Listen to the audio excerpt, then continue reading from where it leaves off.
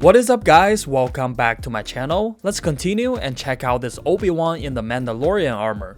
If you haven't watched the Imperial Commandos video, be sure to click the link on top and watch that one too. Well, I was quite shocked when I saw Hot Toys posted this one, especially they just released the other Clone Wars version like 3 days ago.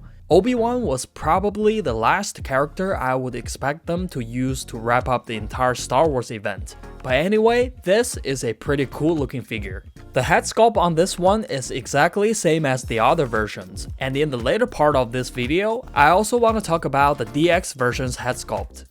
About this look, it is from the Clone Wars Season 5, Episode 16. Obi-Wan was doing a rescue mission and he had to use this outfit as a disguise. Because the outfit belongs to Darth Maul's followers, so the armors are also painted in his black and red tattoo patterns. With this outfit, you can actually make some really interesting looks, like what if in Star Wars style. Something like this, or even this.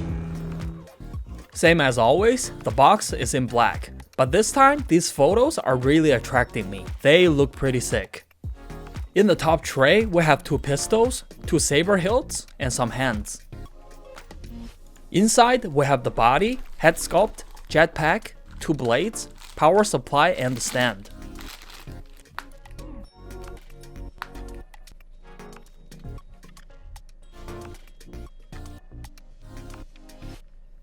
The overall style of this figure is same as the Clone Wars Anakin and the other Obi-Wan. It is created based on the animation series, but with live action style appearance. The body shape is very similar to Boba Fett, looks quite choppy. Except the arms, the torso, thigh, and butt areas, they are all stuffed with inner paddings. There are 3 layers of cloth. On the very inside, there is this long sleeve. On top of that, there is this short sleeve. And then, we have this black tank top looking thingy. The fabric is not so rough, the texture is actually quite soft, and the stitching lines are also pretty neat.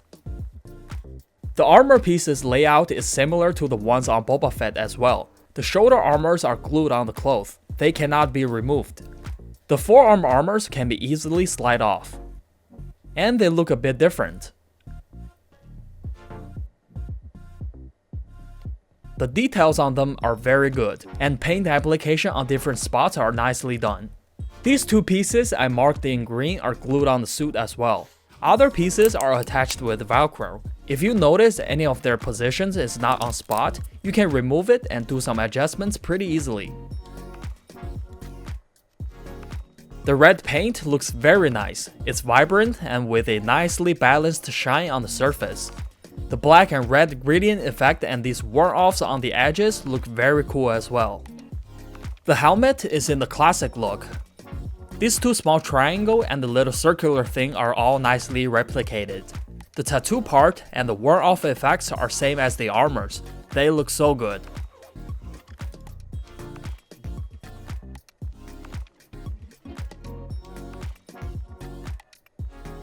The belt is same as the one Jango Fett wears, with 7 small pouches. They are made with faux leather and cannot be opened.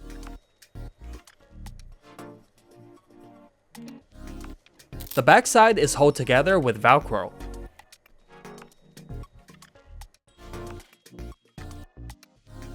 And under the belt, there is this brown color cloth, with another piece of armor under. The gun holsters are made with hard plastic, attached to the legs with Velcro as well.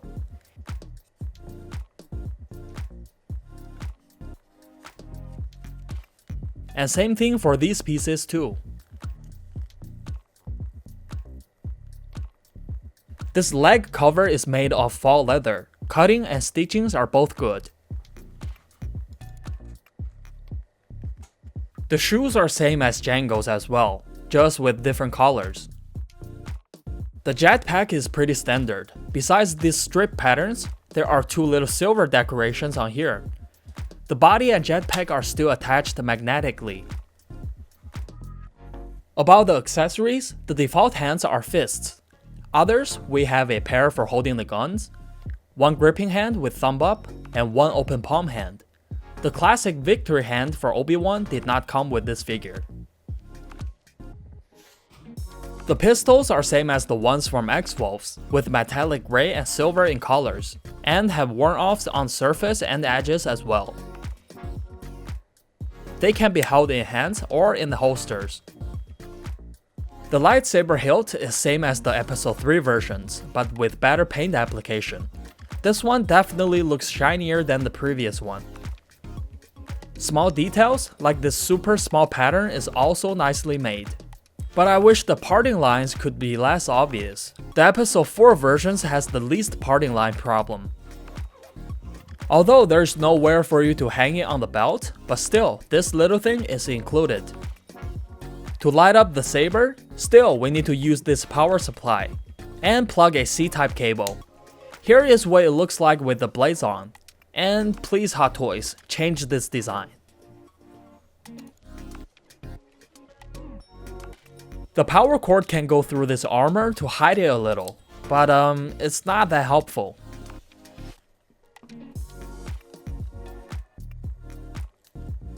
There are two clips, one is for the stand, and the other one is for the belt.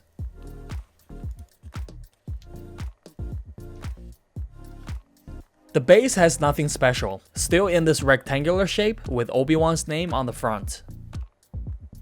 Okay, now let's check out the head. Firstly, comparing with the Episode 3 versions, the differences are quite noticeable. In terms of the expression, Episode 3's head look angrier. This new head, the mouth is slightly opened. Eyes are opened wider too.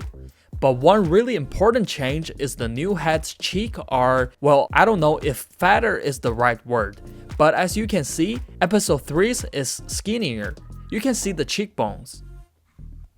The beard are similar. In terms of details and sharpness, Episode 3's head actually has better details.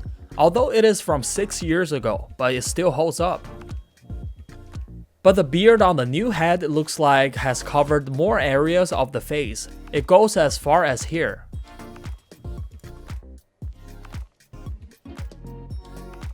The improvements for the hair is very obvious. Both heads have a similar hairstyle, but the crafting on the new head has sharper details and better depth. Even the collar looks shinier. About the facial features, I would say the new head looks more like McGregor, and the reason for that is what I just mentioned. I think the previous one looks a bit too skinny. But don't get me wrong, I actually think both heads are great. Which one is better? Well, it really depends on your personal preference. The skin texture on the new head is also better, especially on the forehead and the pimple. They look more obvious. And Episode 3's head now looks a bit plasticky. The new head has better skin tone and texture sharpness. Around the eyes, the new head is missing some wrinkles and eye bags. Well, it makes sense, because the Clone War happened earlier than the Episode 3. It's supposed to look slightly younger. I'm just not sure if Hot Toys did this on purpose or not. This head features rolling eyeballs. No need to remove the hair or anything, you can just do it from the bottom. This head does not have a neck, so you cannot use it on the Episode 3's body. And because inside of it is empty, even though you have a neck piece, it probably won't be long enough. For those that really want to know how it's going to look like, here is a quick simulation. About the DX version, these photos are from a previous show event, and you can see, the head looks different from the official images. Now, looking at this new head in my hands, I'm guessing the DX version's head might be same as this one, just with a different hairstyle. But again, I'm just guessing. We won't know until it's released. Let me know what you guys think in the comment. Do you think they're the same? Before putting Obi-Wan's head, we gotta take off this neck cover. The neck is part of the body, so it's fixed.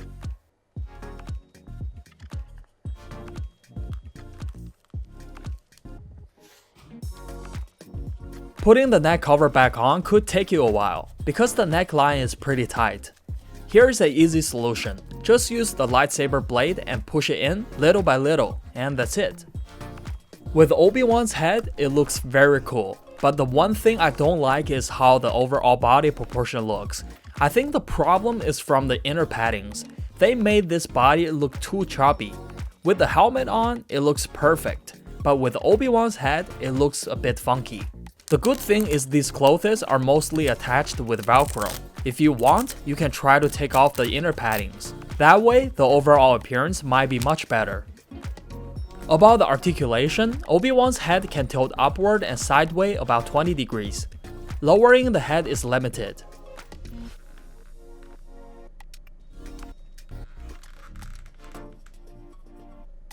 And it can do 360 rotation.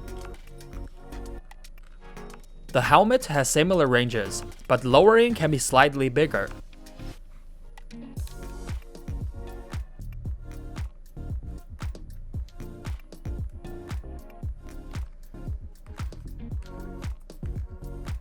Because this figure is wearing many layers, so when arms raising to the sides, the armpit part will be stretched very tightly. The arms can only go up by 45 degrees. For the same reason, lifting forward and backward are also limited. Forearm bending can still go over 90 degrees. The waist is very thick, therefore the torso has limited range of motion as well.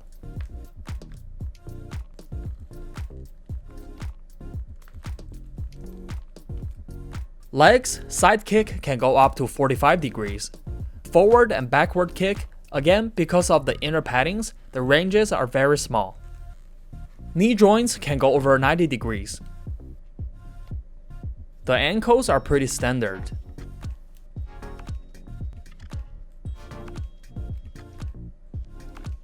Overall, this figure's body shape and articulations are both affected by the costume. To be more precise, the inner paddings. I think the other Clone War version is better in terms of these two aspects. And indeed, this figure has a lot of accessories from some of the previous figures. The only new things are probably the head sculpt and the color application on the armors. I wish in the future, Hot Toys could make more new parts for these exclusive products. But still, this is a very cool looking figure, there's no doubt about that.